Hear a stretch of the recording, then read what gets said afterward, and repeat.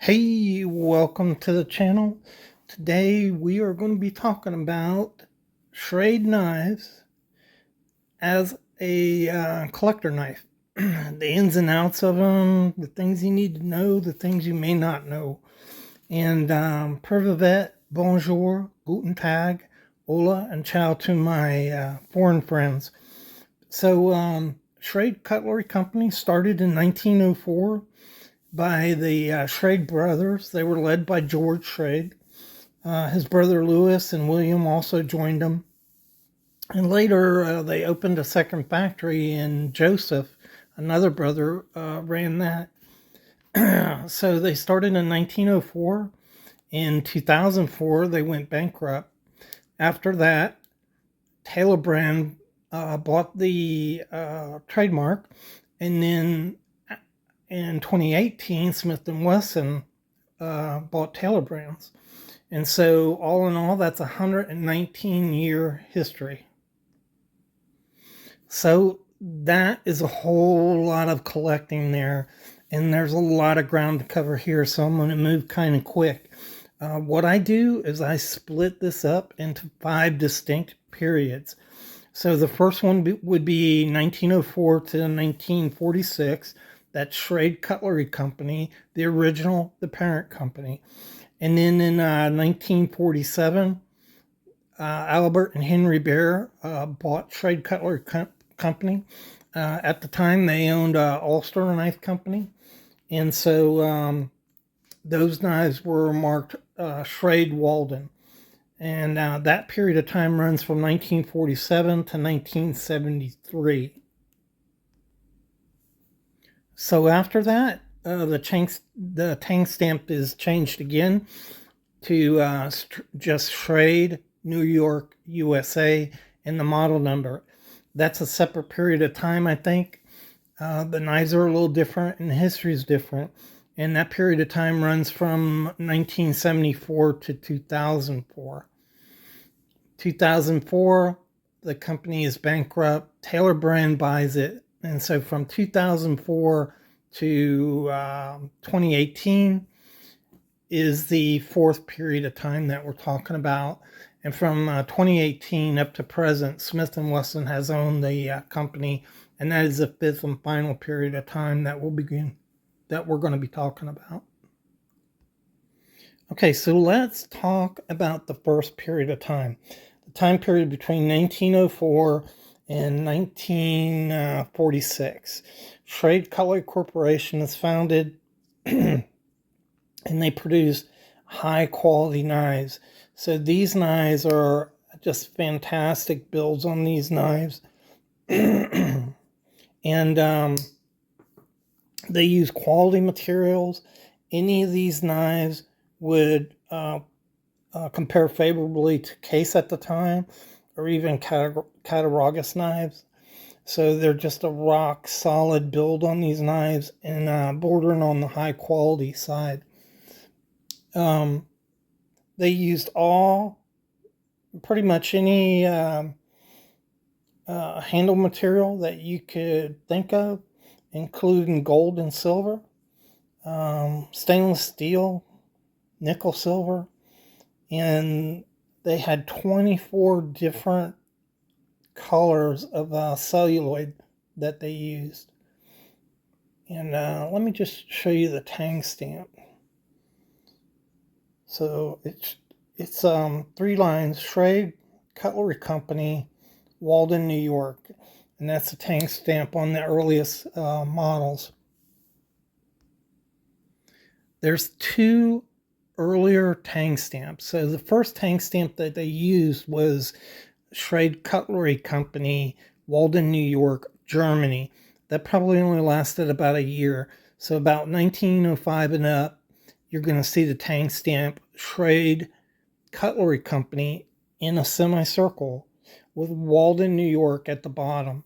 And that tang stamp runs to the end of World War I, which is about 1918. So probably 1919, 1920 is when we get the straight line stamp on these beautiful, beautiful knives.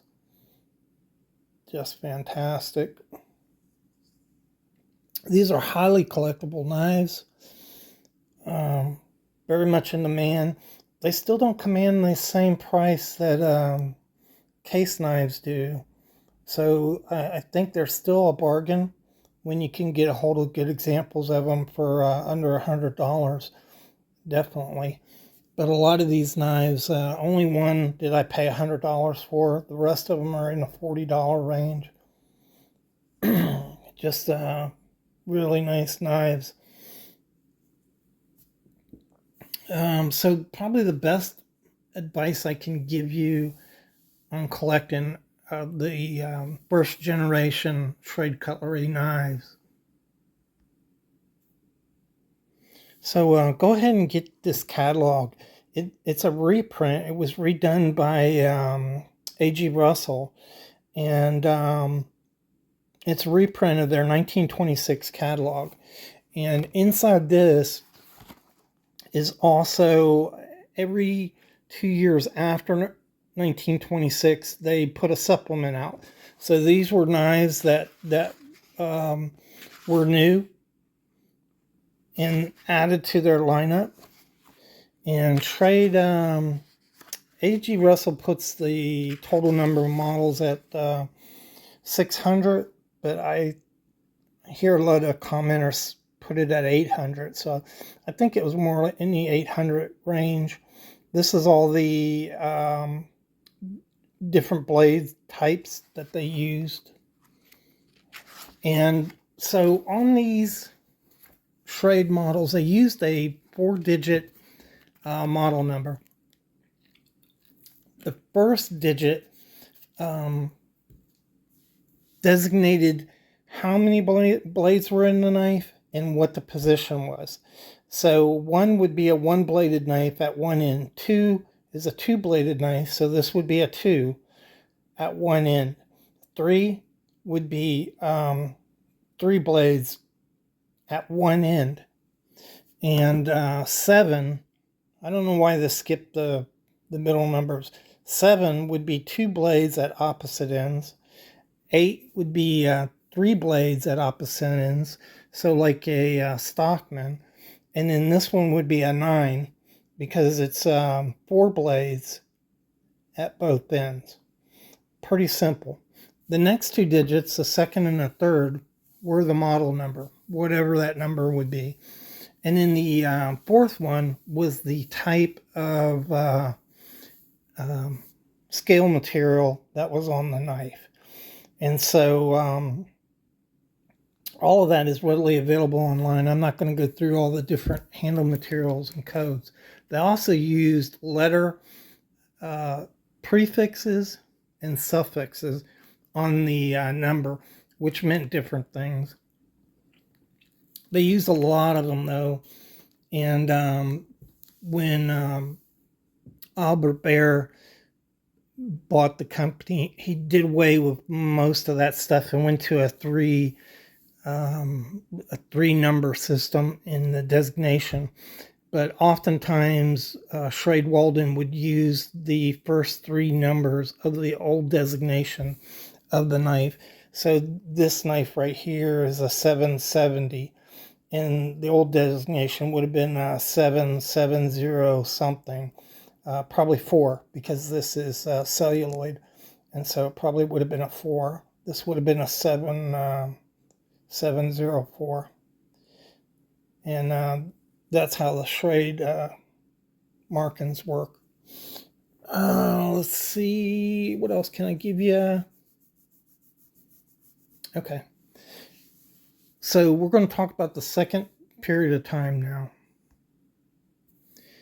So in 1947, Albert and Henry Bear, owners of Ulster, buy Schrade Cutlery Company. They don't move the factory, so the factory is still located in Walden, New York, and all the employees still continue to work for Schrade Walden. Those earliest knives are quite a bit different. They're still well-made knives, but they're not the same quality as the Schrade cutlery knives. There's steps taken to cut costs.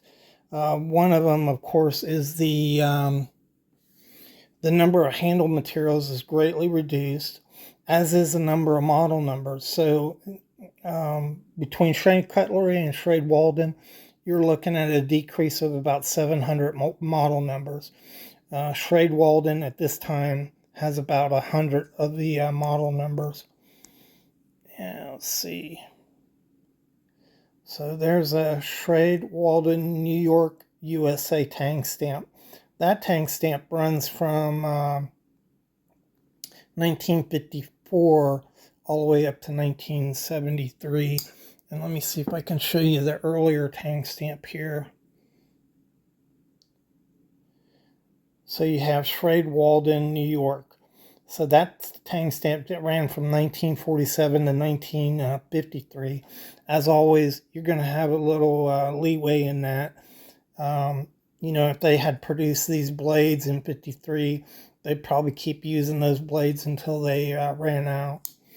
But those are the tang stamps that you're looking at. These knives, these Schrade Walden, early Schrade Walden knives, probably will go for 80% of the value of the older first generation knives. And you're looking at a period between 1947 and 1973, and in that there's two distinct periods. So up to 1960, 1947 to 1960, these knives are really very good quality. They use bone, and this is Rogers bone. So Schrade used Rogers bone from 1920 to 1955. In 1956, Rogers bone manufacturer burned, and at that point, Schrade had obviously quit using it. But this is their famous peach seed jigging, because it looks like the inside of a peach seed. If you look at that, that's what it looks like. Basically, you're looking at celluloid for handle material, bone up until 1960. Different kinds of plastics. One of the plastics they used early was a plastic called phosphorine. And this is something that's shrouded in mystery. Some people know it, some people don't. But Foster Grant, you probably heard of his sunglasses, and they had these colorful plastic, flexible, durable frames, and Foster Grant made available to other industries his plastic formula, and Schrade is one of the knife companies that used it, and he used it really early. So there's indications that as early as 1946, Schrade Walden was involved with Foster Grant and doing business with them. So that's kind of surprising. I'll show you a couple of these knives. This is an early Schrade Walden milled, and these knives are easy to collect because they have a very simple and good tang stamp. You can't see that. It's a 218 on there. I don't know why that's not coming up in the video, but oh, I'm sorry. This is an 809M. This is a 218, but they stamped the blades on the back. Real simple. doesn't really stand for anything. The 2 stands for 2 blades at one end, and then 18 is a model number. And so that's how their numbering went. This one right here is genuine mother of pearl. Schrade Walden only made 2 models. One was this lobster, the other one was a sleeve board. Both of them they only made for a few years. This one was made between 1953 and 1958. The other one, I believe, ran up to 19. Well, actually, I think it was earlier. So I think it ran from the 50s up to 1960, something like that. I think I'm wrong on those dates. This is a horn composite. This is actually celluloid. The sales material calls this celluloid. These are really well made knives. This knife right here is from 1954, first year that they used prop wood, and this is prop wood, and that's a resin impregnated wood, and something that Schrade Walden came up with. So they were the first ones to use that resin impregnated wood. There's a lot of collectability in these knives. A lot of different models you can get a hold of. They're about half the price of a case or a Schrade cutlery knife. And so they're really, really fun to collect. I really have enjoyed collecting these. So the reason I separate this time frame into 2 segments is because in 1960, Schrade first, there was a fire at the Walden factory in 1957, and so they moved all the equipment and all the personnel to Ellenville, which is where ulsters were being made. My understanding from employees that were at Ellenville, they said that it was separate. And so the Schrade manufacturer was in one building and the ulster in another building. And so the employees have said that, they weren't all made in the same plant. They were all on the same property, but they were actually different buildings, different plants. And in 1960, Schrade goes through a number of changes because they move out of the Walden plant, moved to Ellenville. At that time, they adopt a penless bolster. And so the bolster has a pen on the inside and works off a slot and is pressed in between the liners. And the advantage is you no longer see the pen on the bolsters.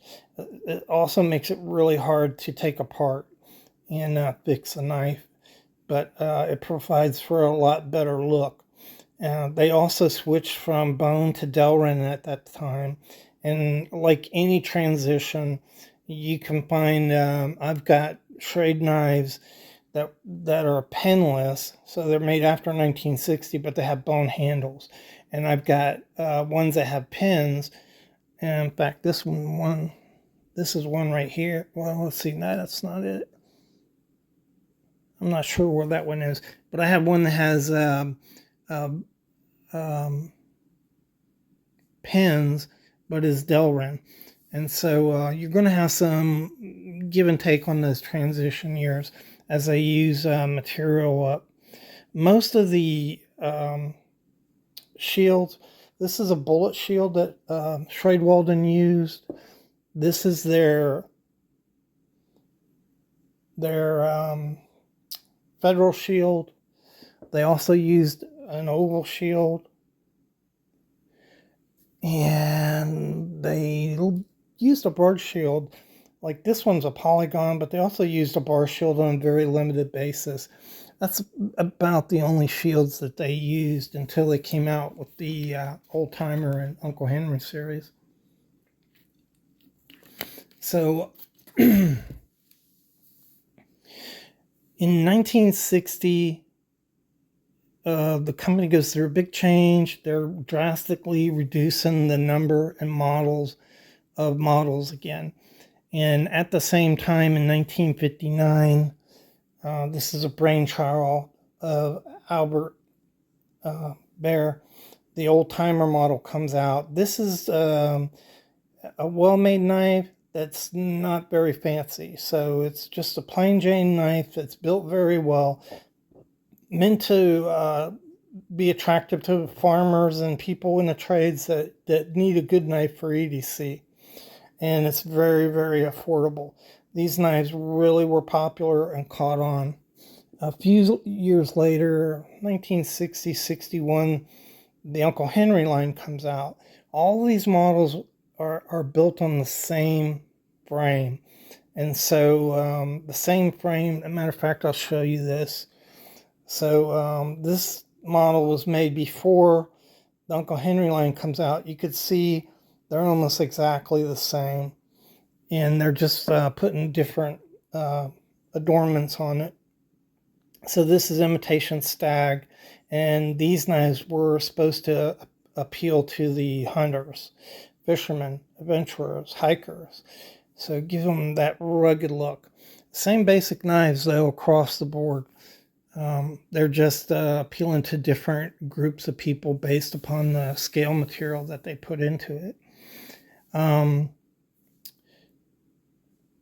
between 1960 and 1973, the company has fallen more and more under the control of Albert Baer till by 1973, Albert Baer is pretty much running the company.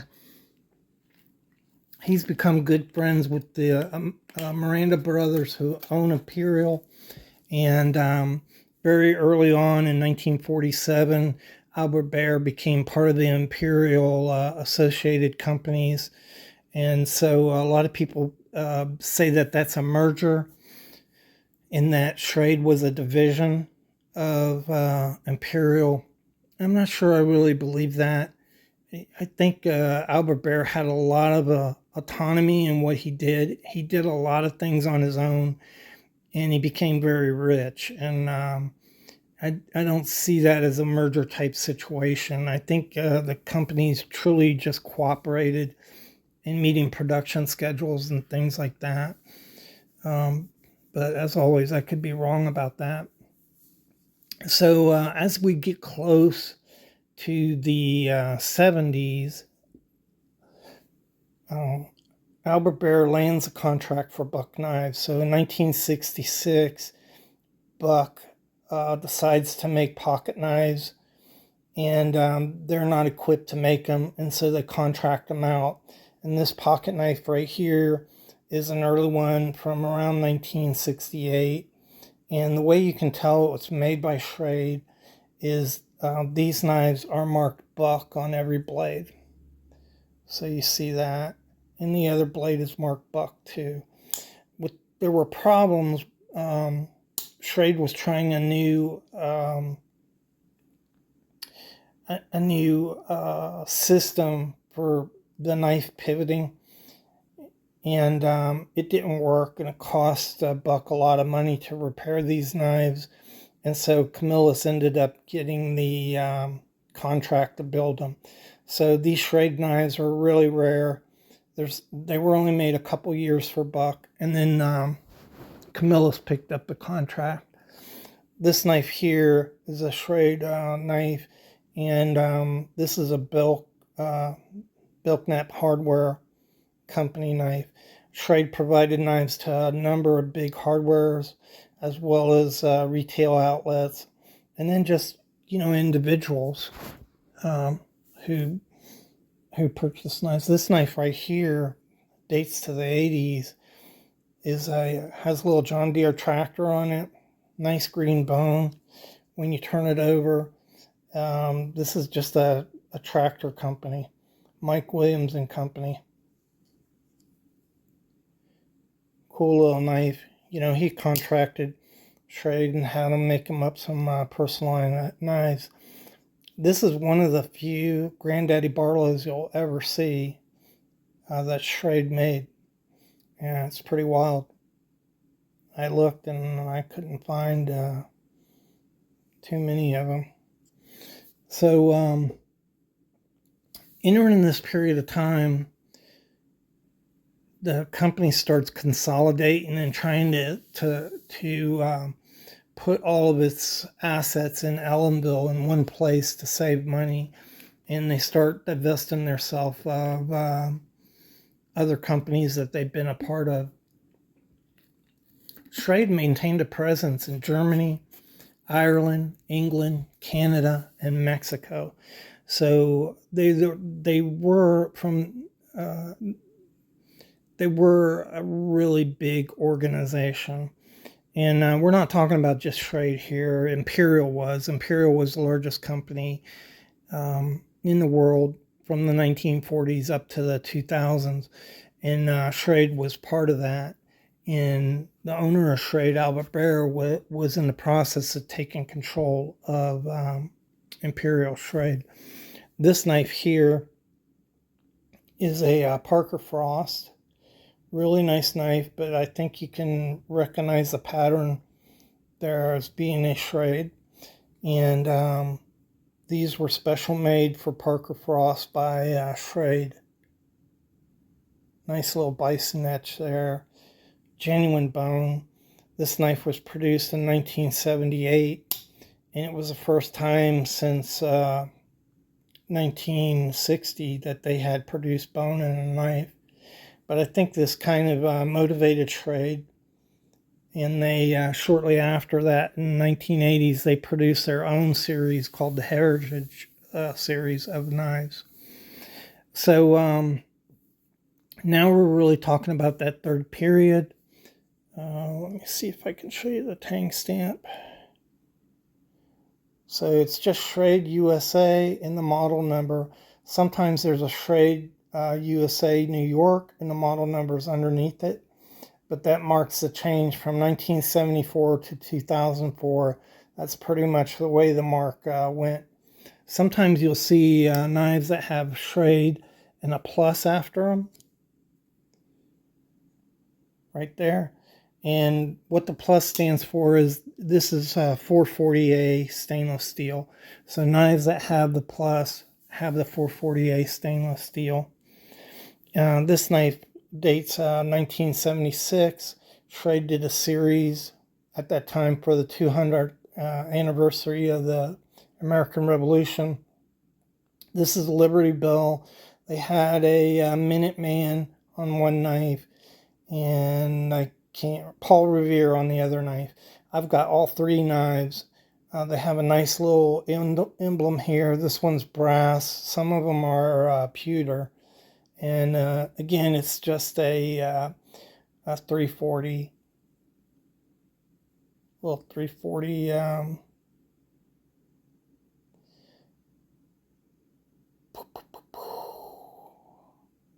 340 old timer.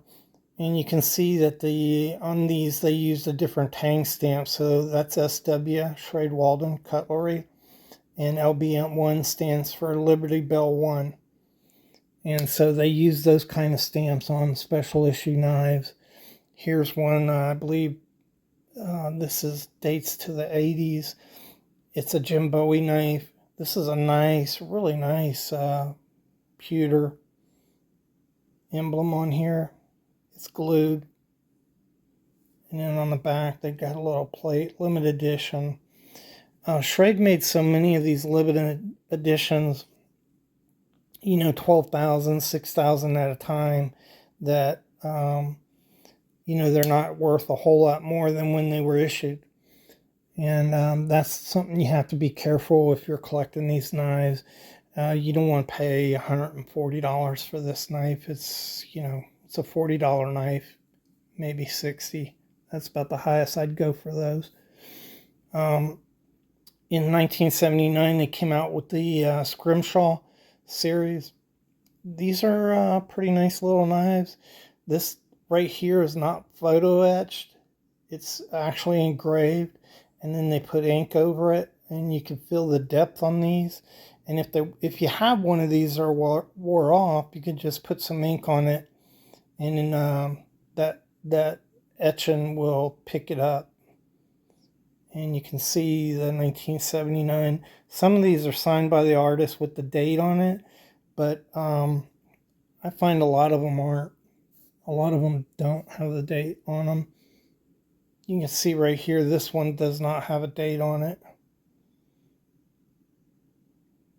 Nice little knives. In 77, Schrade bought Rogers Group. And Rogers Group had Wolstinghome in it, among other companies. And so they produced these knives, the Schrade Wolstinghome IXL series, in 1980 and 81. You can tell that by looking at this number here. If it's a 0, it's an 80. If it's a 1, it's an 81. And they didn't produce any past that date. I guess it just wasn't profitable for Schrade. But that's a genuine stag. And they're nicely made knives. I've got a couple of them. So that's a Schrade Wolstinghome. A lot of cool things going on in the 80s and in the 90s, as you can see. In the 80s, you know, they did the tobacco series. This is a Copenhagen knife. This is a good looking knife. I like this knife a lot. I was happy to get it. You've got brass bolsters, brass emblem, and black scales. Looks sharp. Nice little knife. But I guess Sears saw that and decided they wanted one like it. So this is a old Crafty, and it is a Sears Craftsman. I guess that's why they call it Crafty. Pretty cool. But again, you know, you're just looking at an old-timer model there. And it's got the brass bolsters made by Sears. Pretty cool. And in 1982, this is a Knife Collectors Association of America knife. And this is probably the best Schrade I've ever seen. And just fantastic knife. Genuine stag. Nicely colored. Well-made knife. This is a model 393 Trapper. Full-size Trapper. Pretty nice knife. So Schrade divided their categories of knives into 4 categories. Knives like this were called open stock knives. Knives like this, open stock knives. They're differentiated from the Uncle Henry line, which is another line, and the old timer line. And then lastly, they put all of their horticulture and agriculture knives into one category. And this is a little melon tester knife. It's a 700. This knife actually dates between 1947 and 1953. Two-bladed 700. And here's a little florist knife. This is a pruning knife, a 176. Haven't cleaned this knife up, as you can tell. All right, so in 2004, the company goes bankrupt. This is going to roll pretty quick now, guys, because there's just not a lot to say. Taylor Brand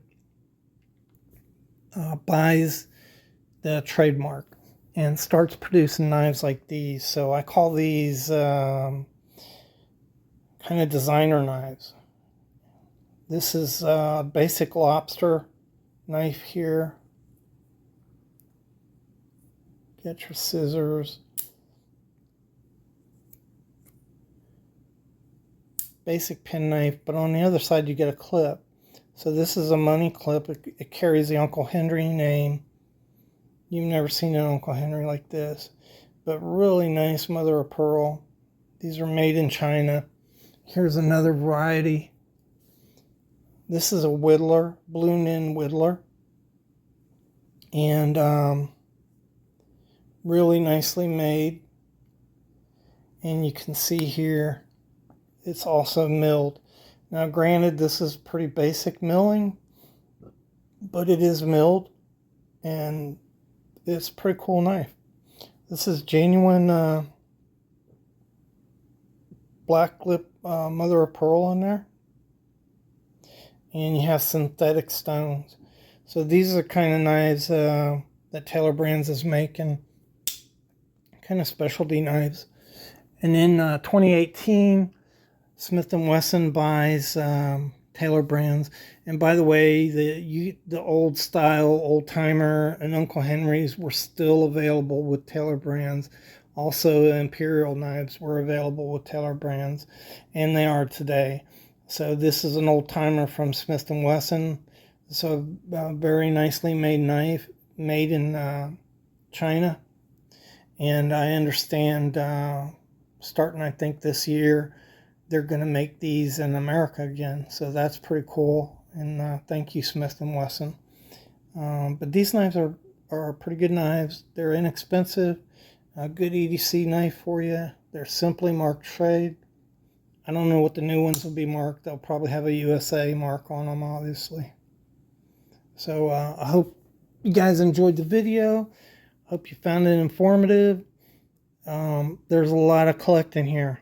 There's a lot of collecting when you start collecting these. They're so inexpensive. They're fun to collect. It's easy to get a hold of them. Getting hold of some of the older models like this is challenging. But when you find them, you know, it's cool to have them in your collection. And this is just part of my Schrade collection.